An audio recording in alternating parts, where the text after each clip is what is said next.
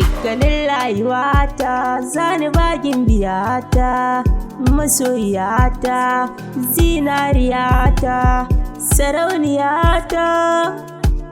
Advotas tana da tsafta, yarinyar lallai babu kamarta, sunanta ne a yau zan furta. Ke na ce zinariyata, yar uwata, gwanata, ai lalle da ke zan yi taɗi, zancen ki shi ke sa nishaɗi.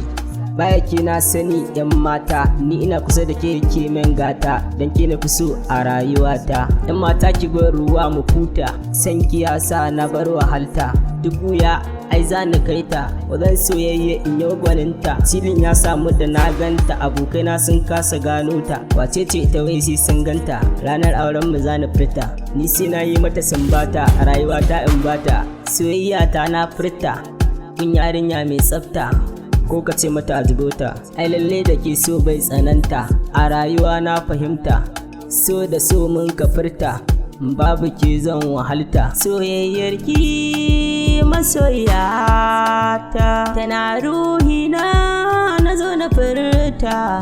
Masoyiyata, masoyiyata, habibiyata, zinariyata, kun ganta ita ke yi min gata a rayuwata, babu kamar ta, na zaɓe ta, ni zan aure ta, yau dai na furta, ni ne zancanta.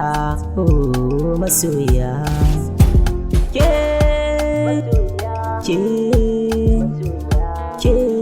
cikin ƙasa ta zuciya, yan sifo ne.